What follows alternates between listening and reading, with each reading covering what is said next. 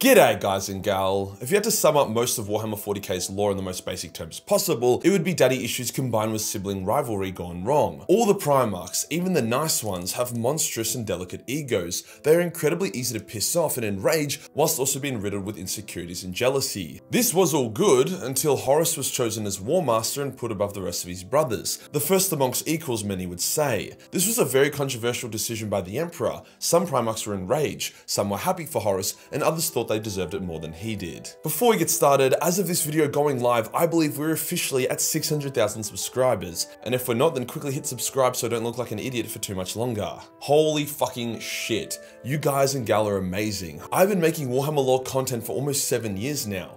Jesus Christ. From a snivelly 18-year-old who's too scared to put his face on camera to now being a certified dumbass YouTuber / closeted virgin, we really have come a long way. What does this mean? Well, I'm going to keep making content as long as you keep watching. We do indeed have a limited 600k merch drop coming, which I think a lot of you will love. You can sign up on the Majorkill merch website to be notified when that is officially announced to see if any of the designs float your boat. I'm also working to get a Sanguinius cosplay photo shoot sorted as a thank you to everyone, but I'm organizing it with a Russian and they aren't exactly the most reliable people at the moment, but it shouldn't take too much longer. I have some super exciting stuff for major minis coming up as well, including new releases, new super launches like the Big E and Ravenlord, and I'm even working with world-class painters to get my own line of brushes made. Yes, they will be Kalinsky, and yes, they will slap. I ain't fucking leaving until we conquer this shit. But again, thank you from the bottom of my heart. From those of you that watch one of my videos like once a month, to those of you that buy all my shit, you're all fucking legends, and I'll never forget that. All of this is because of you. Today we'll go over the coronation of Horus as Warmaster, a brief discussion on why he was chosen, why it was a big deal, and what his brothers thought about it.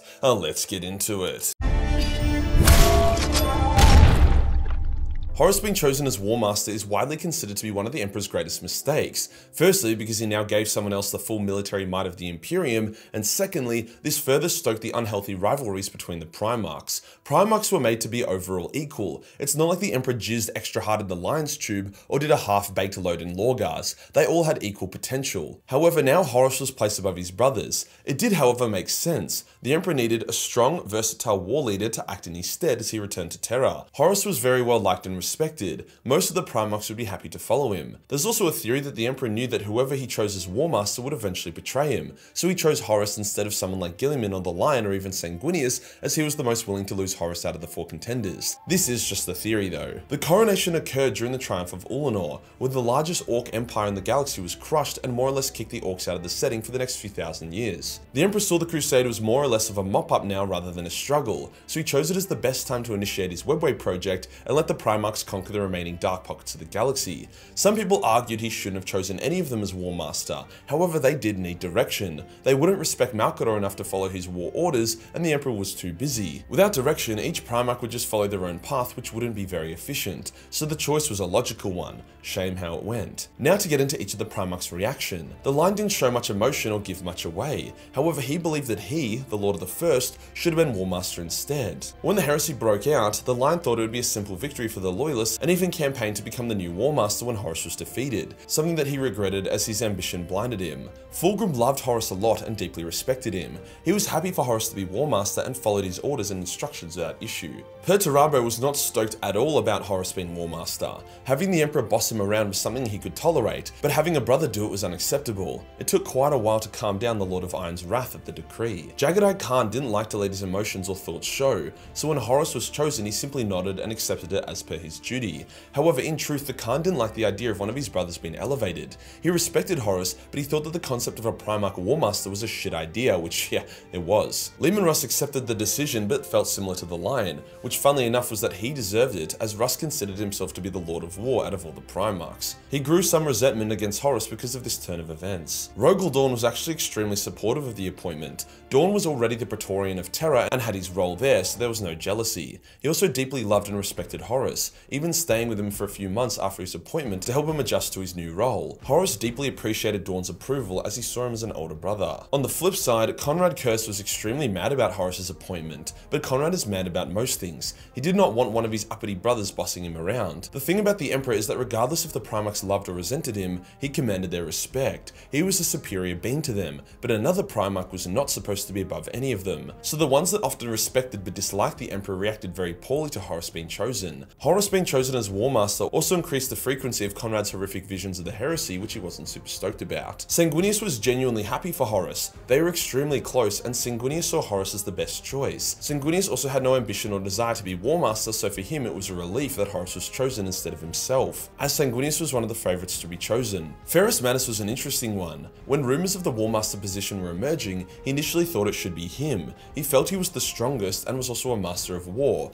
He'd also spent more time around the Emperor than most of his brothers. However, he realised what his role was in his father's empire well before the triumph of Ulanor, and was content with his position, although he still believed he could have done a better job than Horus. Still, he did accept the appointment without complaint. Angron took the news of Horus's elevation very poorly. He had a similar mindset to Conrad. If he was going to get bossed around, it better be by the fucking master of mankind, not his bold shithead brother. Out of all of them, it was said Angron raged the hardest, but Angron rages the hardest if his coffee has 1 sugar instead of 2, so it didn't really mean a whole lot. Guilliman took the news in his stride. It was the Emperor's will, and that was enough for him.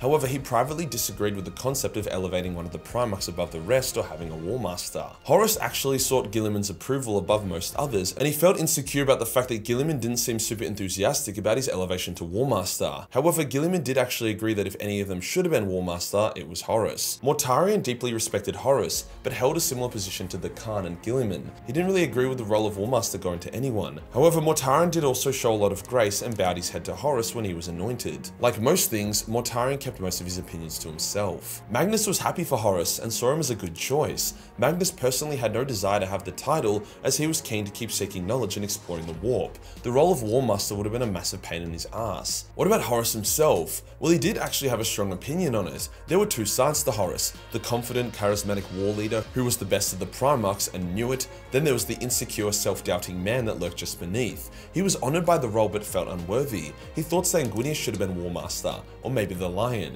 He was actually quite pissed off when the Lion barely reacted and went off to do his own thing. He had a deep rivalry with the Lion and he wanted to see a reaction but got none. However, his ego would soon take over and make him feel like he was above his brothers, which was one of the leading causes to his fall to chaos. Lorgar was happy for Horus, or at least appeared as much. With Horus as Warmaster, it would be significantly easier to create the Horus heresy.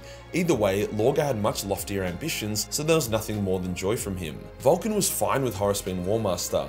He was dutiful and he had no initial complaints. However, he was one of the first to notice a shift in Horus for the worst. He had actually forged a mighty Warhammer for Horus as a gift, but when he next spoke to Horus, he sensed something was wrong, so he did not give him the gift. In a similar vein, Corvus Corax despised Horus prior to his elevation due to a previous campaign where Horus used the Raven Guard like cannon fodder. Now Horus technically had command over Corvus, he despised him even more. The Raven Guard were also fiercely independent and unique amongst the legions, having no desire to be commanded. We have no clue what the Alpha Legion twin Primarchs thought about Horus's ascension. However, they were probably pretty indifferent about it. Horus could give them commands, and they could either carry them out if they wanted, or just pretend to carry them out if they didn't. The tragedy of Horus can really be summed up by the above. Perturabo, Conrad and Angron all raged at his appointment to Warmaster, yet ended up being his warlords in the heresy. Sanguinius, Dawn and Guilliman all respected his appointment and were there for him, yet they would become his greatest enemies. There's a scene in the heresy where Horus is speaking to the skull of Ferrus, and he laments that how he is upset that all the brothers he wanted by his side were against him, and all the broken, twisted asshole brothers were the ones that joined him. It does make you wonder what would have been the best option for the Big E. He needed a commander after all. I honestly think he should have just waited a bit longer before doing the Webway project.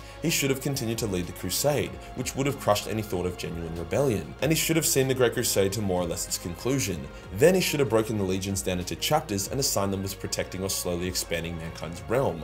Then he should have taken all the Primarchs with him to collectively work on the Webway project together. That probably would have gone the best in my opinion, but what do I know? I'm just a dumb fuck YouTuber. If you enjoyed the video and you want to support the channel, then subscribe, especially if we haven't actually hit 600k by the time this video airs. Join the Discord for more memes and I'll see you in the next one. Peace.